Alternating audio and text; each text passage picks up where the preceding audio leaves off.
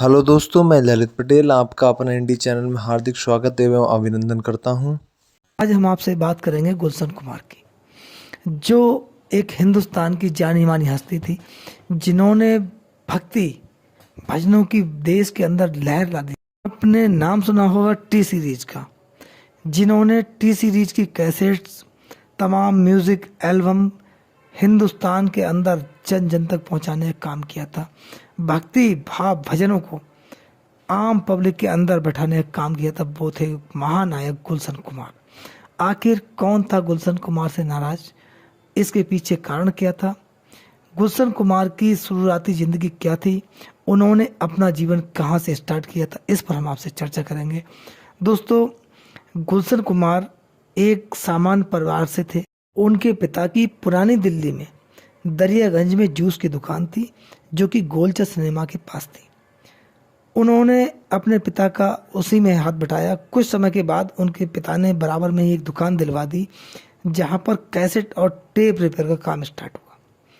वहां पर लोग कैसेट और टेप रिपेयर के लिए आते थे। धीरे धीरे गुलशन कुमार ने एक आइडिया लगाया, और आइडिया लगाकर उन्होंने प्रयास किया कि नोएडा टी सीरीज का एक दफ्तर और एक स्टूडियो खोला, जो आज नोएडा फिल्म सिटी के नाम से यहाँ पर जाना जाता है। पहले वहाँ जंगल थे, और इसी में सुपर कैसेट इंडस्ट्रीज का काम स्टार्ट कर दिया। दोस्तों, गुलशन कुमार ने धीरे धीरे नए नए कलाकारों को, नए नए गायकों को मौका देना स्टार्ट कर दिया, जिनमें अलका याग्निक, कुमार सानू, मुकेश, शब्बीर, तमाम ऐसी लंबी फहरिस्त है जिन लोगों को उन्होंने गाने का मौका दिया, और इनके गाने रिकॉर्ड करके आम जनता तक भेजते थे, जो जनता को काफ़ी पसंद आने लगे, और ये गायक कलाकार भी काफ़ी फेमस हो गए। धीरे धीरे गुलशन कुमार का काम काफ़ी आगे बढ़ता चला गया, जो कि म्यूजिक इंडस्ट्रीज की 65% मार्केट पर टी सीरीज का कब्जा हो गया। ये बात है 1990 और 97 के बीच की। इसी बीच नदीम और श्रवण, दो म्यूजिक डायरेक्टर जो थे, गुलशन कुमार के साथ काम कर रहे थे। इसमें नदीम ने एक अपनी एल्बम बनाई, हाय जिंदगी। इसको प्रमोट करने के लिए गुलशन कुमार से कहा गया। उन्होंने किया भी, लेकिन ये म्यूजिक एल्बम चल नहीं पाई, क्योंकि वो एक अच्छे सिंगर नहीं थे। म्यूजिक डायरेक्टर बहुत अच्छे थे, लेकिन सिंगर नहीं थे। इसी से कहीं ना कहीं नदीम को ये लगा कि गुलशन कुमार हमारी सपोर्ट नहीं कर रहे हैं, और उन्हें गुलशन कुमार के साथ असहजता महसूस होने लगी। गुलशन कुमार की दूरियां भी धीरे धीरे नदीम के साथ बढ़ गईं, और यहीं से दौर स्टार्ट हो गया बुराइयों का। और इसके बीच में क्या हुआ कि नदीम ने अब्बू सलेम से संपर्क किया, जो दाऊद इब्राहिम का राइट हैंड था। उसने, अब्बू सलीम ने 5 अगस्त 1997 को जो था गुलशन कुमार को धमकाया, लेकिन वो उसके धमकाने में नहीं आए। उसके बाद 8 अगस्त को पुनः धमकाया कि आप नदीम को सपोर्ट कीजिए। 10 करोड़ रुपए की डिमांड की, जिसमें कुछ रुपए जो था गुलशन कुमार ने अब्बू सलीम को दिलवा भी दिया था। इसी के बीच अनीस इब्राहिम जो था, दाऊद इब्राहिम का भाई था, दुबई में बैठकर एक बहुत बड़ी मीटिंग की, और उसमें अनीस इब्राहिम, अब्बू सलीम और एक कयूम नाम का व्यक्ति जो था, ये तीनों ने नदीम के कहने पर गुलशन कुमार की हत्या की साजिश रच दी। ये लोग भी कहीं ना कहीं नाराज थे कि गुलशन कुमार हमारे इतने धमकाने के बावजूद भी भाव नहीं दे रहा है, आखिर इसकी हत्या करना ही सही है। यानी कि गुलशन कुमार की हत्या की साजिश पर आखिरी मोहर लग चुकी थी। और उसके बाद 12 अगस्त 1997 को मुंबई के जू में एक मंदिर था। उस मंदिर पर गुलशन कुमार का दिन में 2 बार आना जाना था। जब भी गुलशन कुमार मुंबई में रहते थे, उस मंदिर में 2 बार जाते थे, यानी कि उनका उस मंदिर से विशेष लगाव था।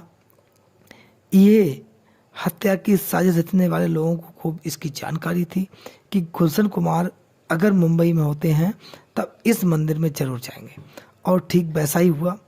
गुलशन कुमार 12 अगस्त 1997 को शाम को 10:40 पर जब मंदिर से बाहर निकले दर्शन करने के उपरांत, वहाँ पर हत्यारे मौके पर मौजूद थे। 3 लोग थे, उनमें से एक लंबे लंबे बालों वाला और लंबा सा व्यक्ति था। पहली गोली उसने गुलशन कुमार के सिर में दाग दी, गुलशन कुमार से कुछ कहते हुए कि अब तेरे ऊपर जाने का समय आ गया है, अब तूने भक्ति है बहुत कर ली। उसके बाद गुलशन कुमार ने बचने का प्रयास किया, लेकिन अन्य हत्यारे थे, उन्होंने भी गुलशन कुमार के ऊपर गोलियां बरसा दी। कुल मिलाकर 16 गोलियां गुलशन कुमार के सिर और शरीर में दाग दी गईं और गुलशन कुमार की मौके पर ही मौत हो गई। उसके बाद उनका ड्राइवर भी इसमें घायल हुआ और हत्यारे मौके से फरार होकर एक टैक्सी का सहारा लेकर चले गए। गुलशन कुमार की हत्या के बाद उनका पार्थिव शरीर मुंबई से दिल्ली लाया गया और दिल्ली लाकर गुलशन कुमार का अंतिम संस्कार किया गया। दोस्तों, उसके बाद इसमें मुकदमा दर्ज हुआ। इसमें नदीम, अबू सलीम, दाऊद मर्चेंट नाम के व्यक्ति नेम्ड हुए और इसमें मुकदमा चला। लेकिन दोस्तों, देखा जाए तो गुलशन कुमार के साथ एक प्रकार से न्याय नहीं हो सका। मैंने बहुत बार आपके समक्ष ये बात रखी भी है कि कहीं कहीं ऐसा होता है कि लोगों को न्याय नहीं मिल पाता है, इसके पीछे कारण काफ़ी रह जाते हैं।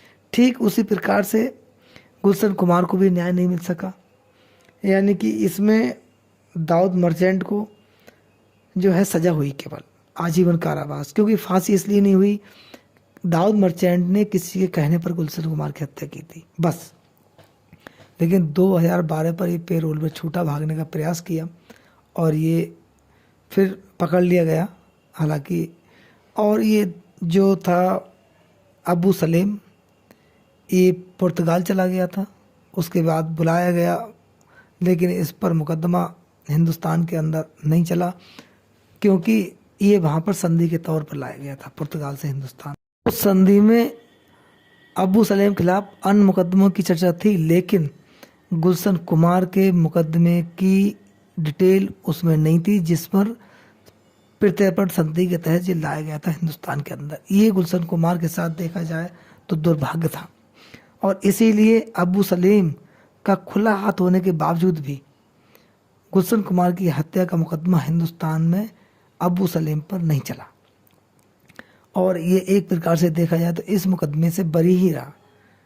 और इसमें नदीम जो था वो फॉरेन भाग गया था, उसके बाद वहाँ की इसने नागरिकता ले ली और उसके बाद दुबई चला गया, वहाँ पर इसने इत्र का काम स्टार्ट कर दिया। हालांकि श्रवण जो थे उनका इसमें नाम नहीं आया, लेकिन उनकी मित्रता जो थी नदीम के साथ बनी रही, क्योंकि उसके बावजूद भी इन्होंने नदीम के साथ काम किया था और जिस पर सवाल उठे थे, लेकिन इसमें श्रवण दूर रहे और उनकी इसमें संलिप्तता जो जांच हुई मुकदमे में उसमें नहीं पाई गई। लेकिन दोस्तों, गुलशन कुमार को क्या मिला? उसने हिंदुस्तान के लिए ऐसे भजन दिए, ऐसे गायक कलाकारों को, तमाम संगीतकारों को उभारने का काम किया। देश में भक्ति भजन वो दिए जो आज तक जिनकी तोड़ हिंदुस्तान में पैदा नहीं हुई है। भक्ति भजनों के महानायक के जाने के बाद फिल्म इंडस्ट्रीज में आज तक ऐसा व्यक्ति कोई नहीं आया है जिसने गुलशन कुमार की कमी को थोड़ा भी पूरा करने का प्रयास किया हो।